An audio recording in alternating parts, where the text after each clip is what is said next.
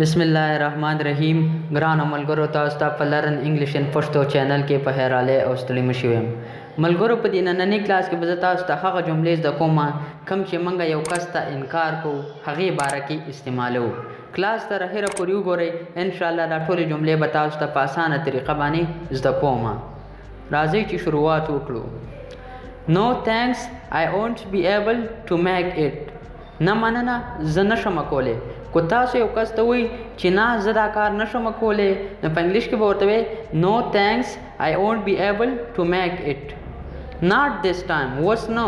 یا په دې وخت کې نه خو موږ یو کس ته وایي چې په دې وخت کې زه دا نشم کولی نو په انګلیش کې به ورته وایي Not this time Certainly not هیڅکله هم نه خو موږ یو کس ته وایي چې هیڅکله هم داسې نه کیږي نو په انګلیش کې به ورته وایي certainly not I am already booked زه د مخکې نه مصروف یم خو موږ یو کس ته وایي چې زه د ډېر وخت نه مصروف یم یا د مخکې نه مصروف یم نو په انګلیش کې به ورته وایي I am already booked regrettably I am not able to ما ته افسوس دی خو زه نشم کولی خو موږ یو کس ته وایي چې ما ته افسوس دی خو زه دا کار یا دا شی نشم کولی نو په انګلیش کې به ورته وایي regrettably I am not able to maybe another time کیدای شي بل وخت خو موږ یو کس ته وایي چې کیدای شي بل وخت نو په انګلیش کې به ورته وایي maybe another time I can commit زه واده نه کوم خو موږ یو کس ته وایي چې زه تا سره واده نه کوم یا تا ته زه په ښه خبره نه کوم نو په انګلیش کې به ورته وایي I can't commit I won't be able to help زه مرسته نشم کولی خو موږ یو کس ته وایي چې زه تاسو مرسته نشم کولی یا زه مرسته نشم کولی نو په انګلیش کې به ورته وایي I won't be able to help apologize but I can't make معاف کا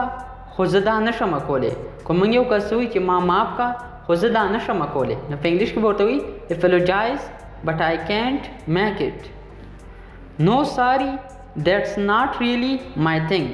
معاف کا دا زما د وس کار نه دی خو موږ یو کس ته وایي چې ما معاف کا دا زما د وس کار نه دی نو په انګلیش کې به ورته وایي No sorry that's not really my thing معاف کا دا زما د وس کار نه دی By no means یو رنګ هم نه خو موږ یو کس ته وایي چې دا خو یو رنګ هم نه نو په انګلیش کې به ورته وایي by no means unfortunately not د بدقسمتۍ نه نه خو موږ یو کس ته وایي یو کس موږ ته وایي چې دا بدقسمتۍ نه داسې کار وشو یا داسې وشو او موږ ورته وایي چې نه دا د بدقسمتۍ نه نه نو په انګلیش کې به ورته وایي unfortunately not hell no هیڅکله هم نه تاسو ته ما په مخکې سنټنس کې ویل چې certainly not هیڅکله هم نه او موږ داسې هم ویلی شو چې oh hell no I not want to go with you زه نه غواړم چې تا سره لاړ شم خو موږ یو کس موږ ته وایي چې ما سره لاړ شه او موږ ورته وایي چې زه نه غواړم چې تا سره لاړ شم نو په انګلیش کې به ورته وایي I not want to go with you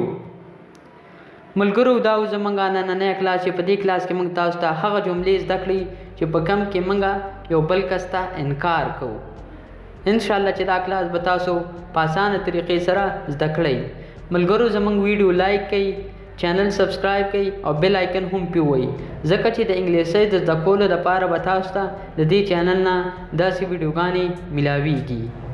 اوس ماله اجازت راکئ انشاءالله په بل یو نوي کلاس کې به تاسو سره ملاویږم د الله په امان